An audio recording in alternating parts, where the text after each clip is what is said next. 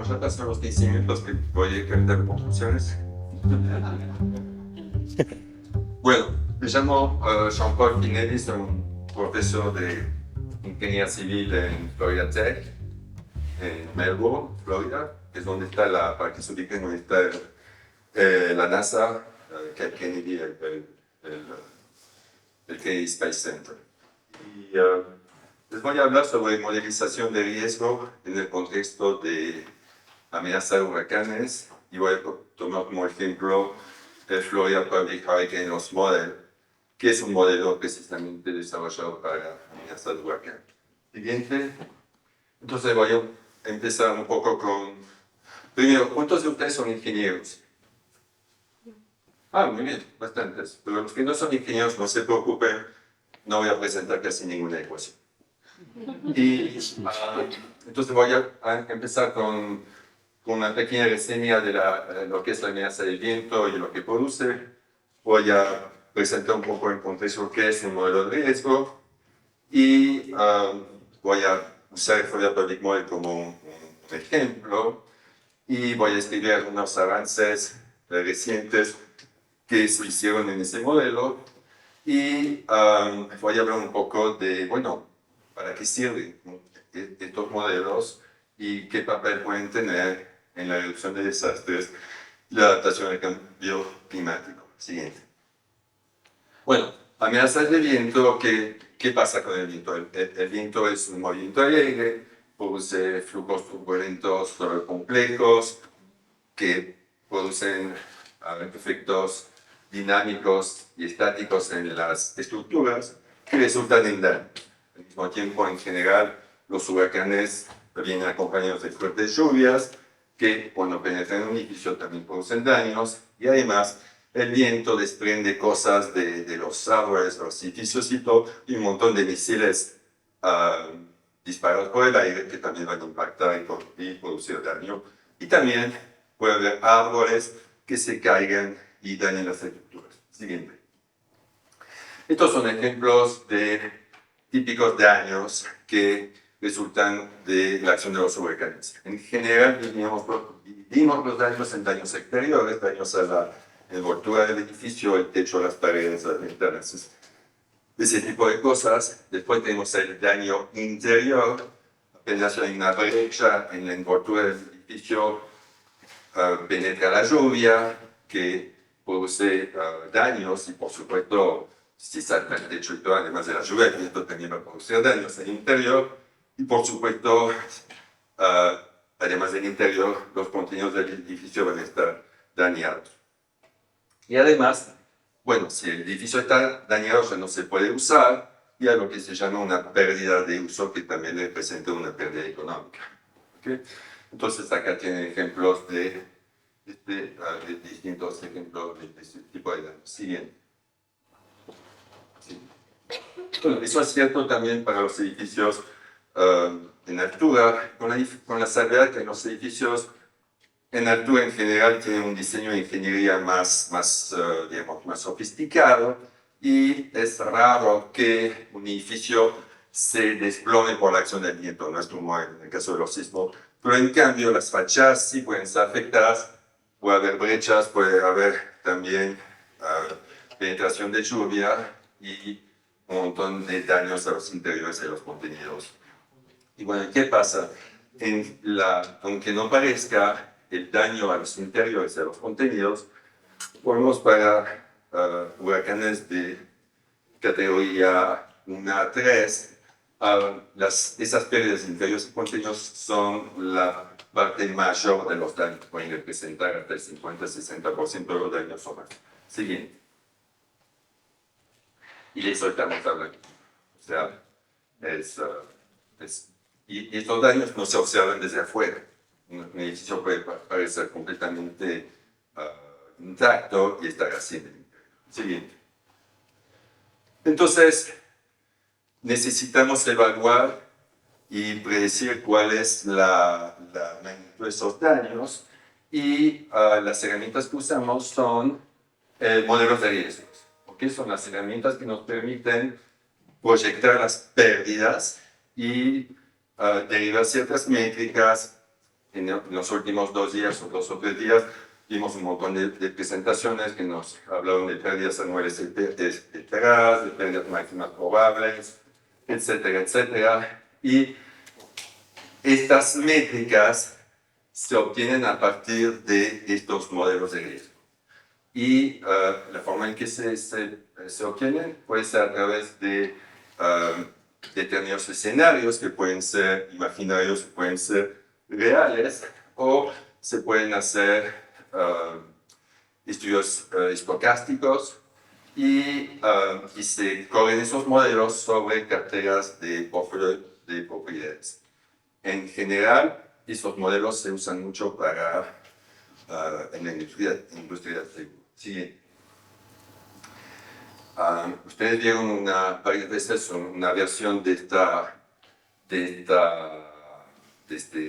diapositiva en otras presentaciones de otros exponentes, pero básicamente un modelo de catástrofe, un modelo de riesgo, es un modelo de modelos, o sea, es un conjunto de modelos interconectados. Vamos a tener un modelo de exposición que nos va a caracterizar clases de edificios, vamos a tener un modelo de amenazas que nos va a dar información probabilística sobre las intensidades de la amenaza, vamos a tener un modelo de vulnerabilidad que nos va a describir el daño en función de la amenaza, y en el modelo actuarial vamos a convertir los daños físicos en daños monetarios y en pérdidas aseguradas. Y por supuesto, todo esto está contenido en una plataforma numérica. Yo como ingeniero civil me concentro en estos dos modelos de exposición y de vulnerabilidad. Estos modelos son muy multidisciplinarios y por supuesto muy complejos y no lineales. Siguiente. Entonces, un ejemplo entre muchos de estos modelos es el Florida Public Hurricane Loss Model, que es financiado por el gobierno del estado de Florida. Florida, Estados Unidos, está un poco en la vanguardia de lo que es prevención de riesgos para huracanes. El evento detonador de eso fue el huracán Andrew en 1992, y después de la destrucción de Andrew,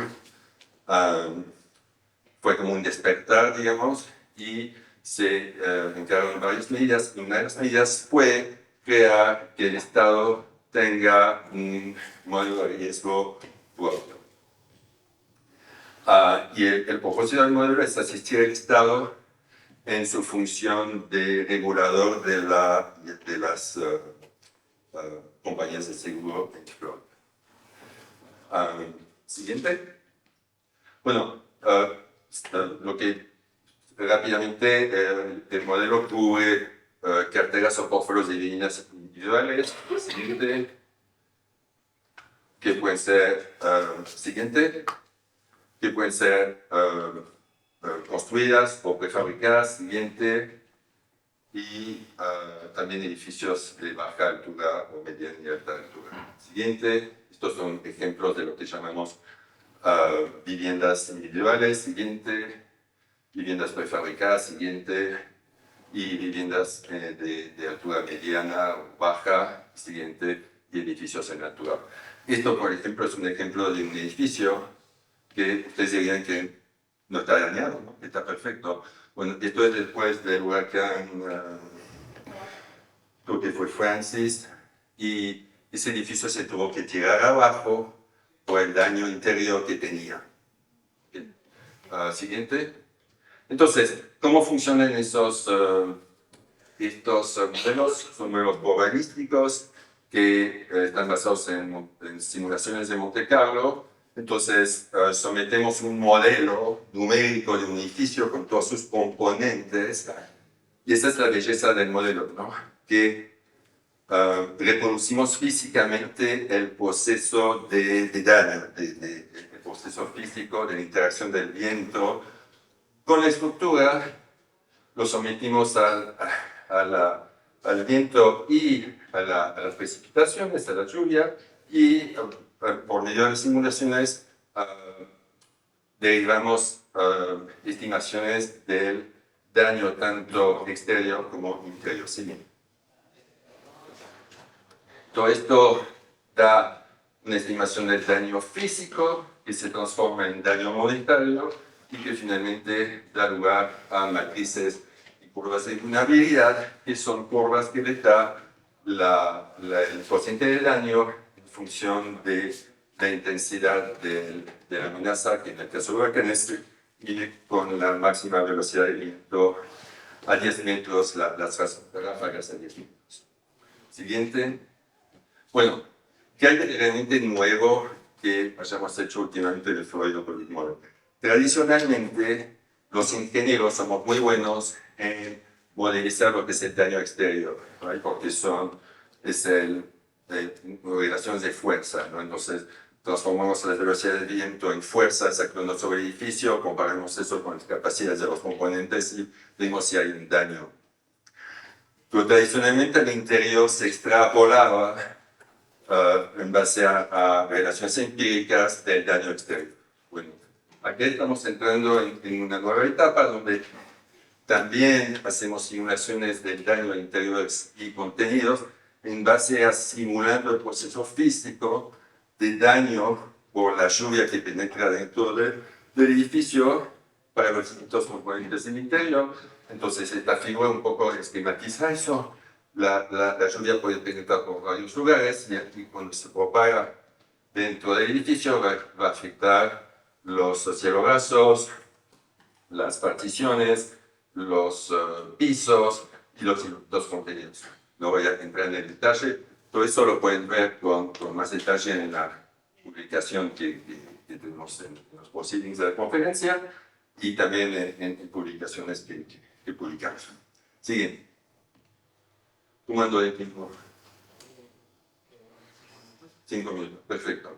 Entonces, una extensión de ese modelo de interiores y contenidos es que ahora tenemos un modelo que nos da los daños no solamente de los componentes exteriores, de los componentes interiores y de los contenidos. Entonces, ¿se acuerdan de este primer slide que les mostré? Una de las pérdidas de la concesión de un huracán es pérdida de uso, que también que también se asegura. Por lo tanto, las compañías de seguros necesitan tener una estimación de cuánto pueden llegar a ser esas pérdidas, que también tradicionalmente se estimaban en base a extrapolaciones del daño del edificio. Bueno, acá desarrollamos un modelo físico donde tenemos en cuenta cuánto tiempo en base a los procesos físicos se necesita para reparar lo dañado, para conseguir todos los permisos, etcétera, conseguir la mano de obra, la influencia de lo que llamamos downtime o el daño a las redes de electricidad, etcétera.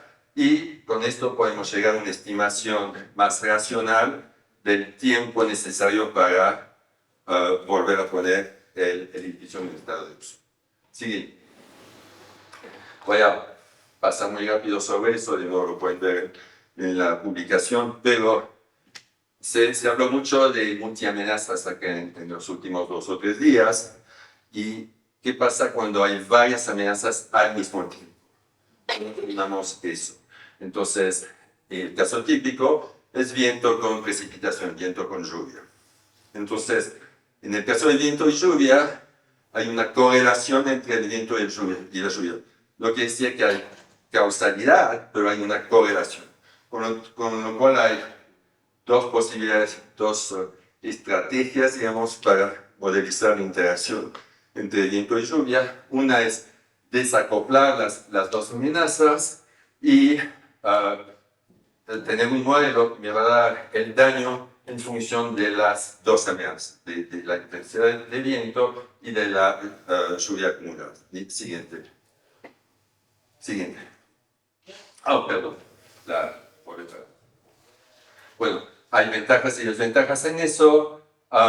Digamos, la ventaja mayor es que es un modelo más, que puede llegar a ser más exacto, entre comillas, si tenemos estimaciones tanto del viento como de las precipitaciones. Si no tenemos eso, no, nos fuimos de perdido. Volví para atrás. Volví para atrás. Bueno, rápidamente la otra estrategia es acoplar las amenazas y usar y crear un modelo donde las pérdidas van a ser una función de la amenaza principal, que es el viento, y incluyendo el modelo, se pone la amenaza de lluvia. Siguiente. Bueno, la ventaja de esto es que es mucho más fácil de implementar, es menos computacionalmente es menos intensivo, pero tiene, digamos, este reverso del otro caso. Siguiente. Bueno, entonces, realmente ahora, ¿para qué hacemos todo eso? Y qué papel esos modelos, además del papel tradicional de estimar las pérdidas aseguradas para las compañías de seguro y de aseguro, en qué pueden contribuir a la redacción de desastres y a la adaptación al cambio climático. Bueno, acordemos que un modelo de eso es un modelo de modelos, entonces en el componente que se vuelve de amenazas podemos incorporar diversos escenarios de cambio climático. Tuvimos presentaciones que ya nos mostraron cómo se pueden elegir distintos escenarios. En el modelo de exposición podemos incorporar distintos tipos de edificios. ¿Qué pasa si queremos probar en el futuro? ¿Qué pasaría en el futuro si frente a la amenaza de cambio climático u otras razones queremos cambiar la forma como se construyen nuestros edificios? Bueno, eso se puede reflejar en el modelo de edificios que incorporen esos cambios.